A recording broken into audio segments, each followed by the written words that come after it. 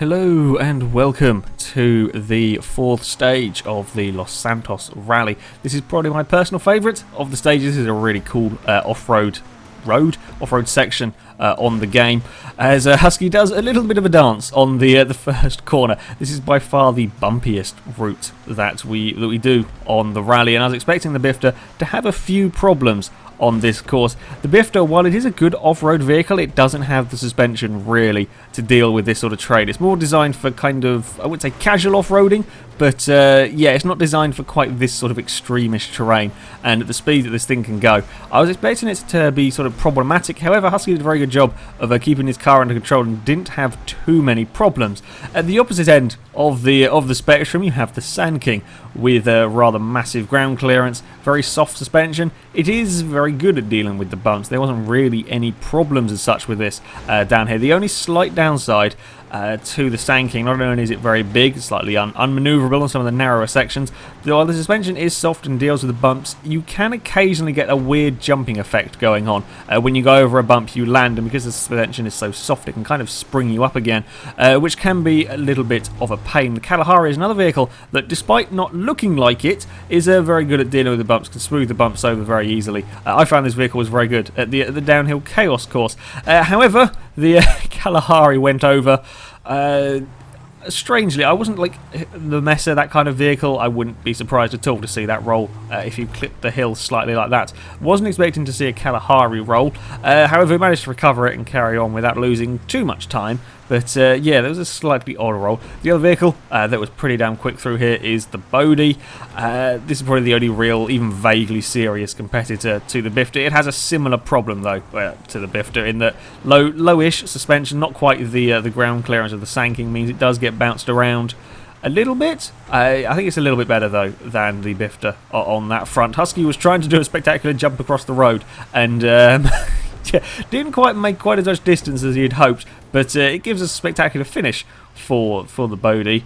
The June Loader, again, much like the Sand King, could deal with the bumps pretty well. It did struggle, as you can see. It really did struggle with the acceleration up the hills of some of this course. However, it could smooth out the bumps a little bit more. Didn't get bounced around in quite the same way, which is useful. It is useful on this course. Again, it is also quite big, a little bit unmaneuverable, a little bit unresponsive. On some of the narrower sections, that's not particularly useful. The brakes, as we saw last time, aren't very good, but it made it around the course without too many issues. The Rebel, however, would have many an issue. The first one being making a mistake into the first sort of section. We saw quite a few cars have problems there, so not particularly surprising to see a car go off there. Okay, lost a bit of time in the roll, but you can manage to recover it and get back on the course and carry on.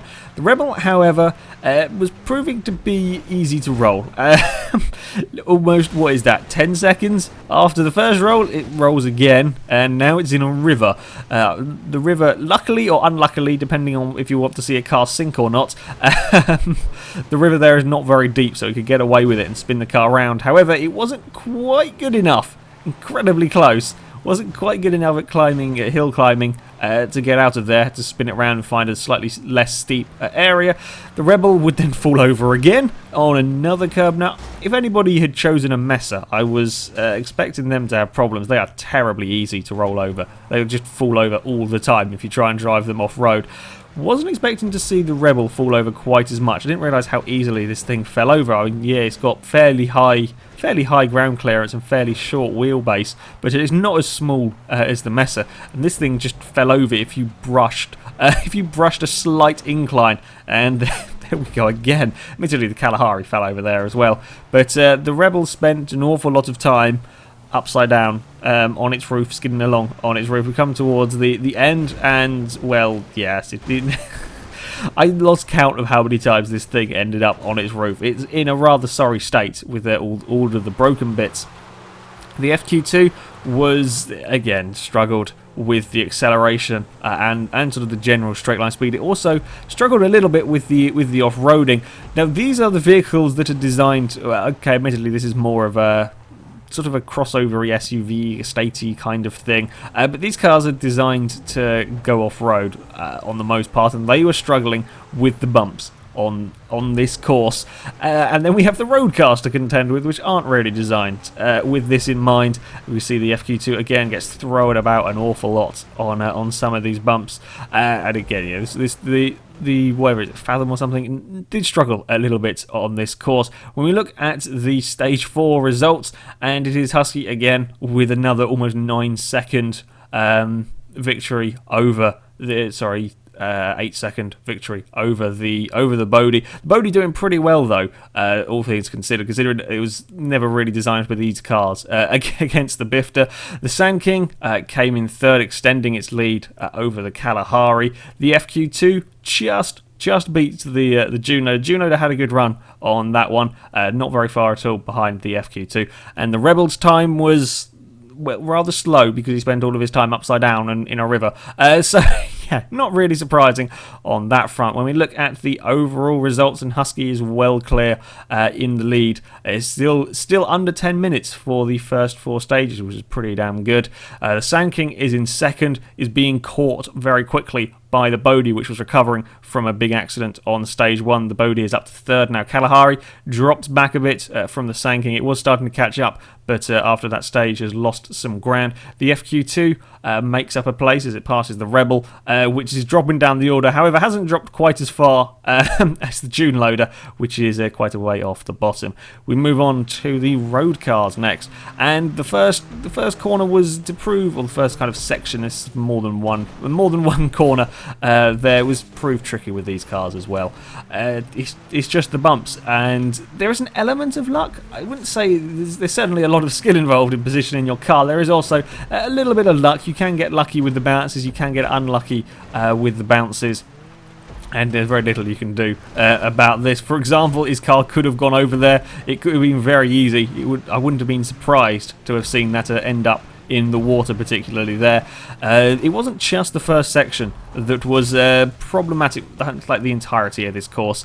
You could have an incident on near enough any corner because of the bumps, because of the sort of the hills. It was narrow. It was also a very fast route. This one here did test the car's straight line speed, probably not quite the right term for it, but yeah, you did need quite a bit of straight line speed on here. It's just the way the roads on GTA are designed. There wasn't to be any road vehicles, road cars in the drink. However, this Sultan got very close, having a big spin at the bottom of the first kind of hill. Again, could recover it, spin it around. Yeah, I was surprised actually. I thought we may see some car in the water, as I was expecting these to get thrown about quite a lot by the bumps. Yeah, there were some pretty big jumps in here. The road cars were very, very fast through some sections, which meant they got an awful lot of airtime. With that one there was one of the biggest jumps I saw with these cars.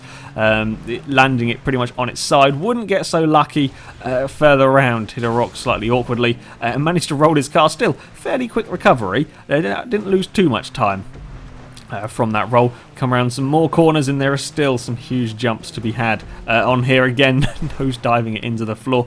A real life rally car would not like that too much. The Chameleon also didn't like this course particularly. This is probably the lowest car that we have here. It's a very low car. Maybe not quite as low as the Feltzer, but still pretty damn low to the ground. And with all of the bumps, the Chameleon did struggle a little bit, got spun out a few times. Not really the course for this car.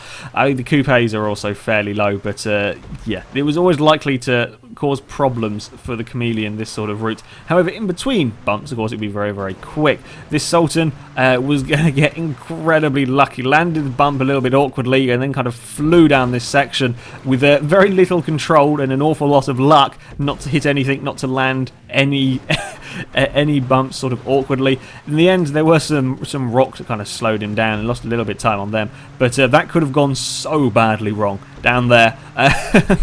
Yeah, that looked like that was going to be a pretty big crash. It wasn't going to be the Felon that took this stage win, however. It was going to be a different Sultan. The Sultan that exploded on the previous round did a remarkable comeback to set the fastest run through stage 4. Up the opening section, things were all fairly straightforward, or making it look fairly straightforward on this first run.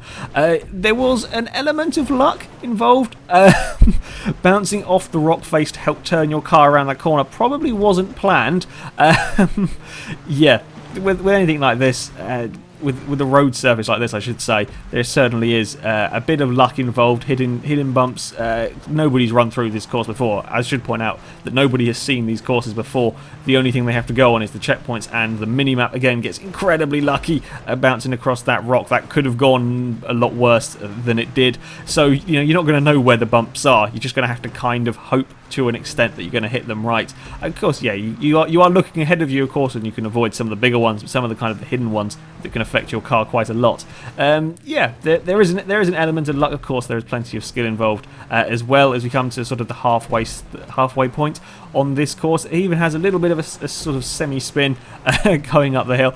This course is a little bit deceptive. You seem to spend an awful lot of time climbing uphill.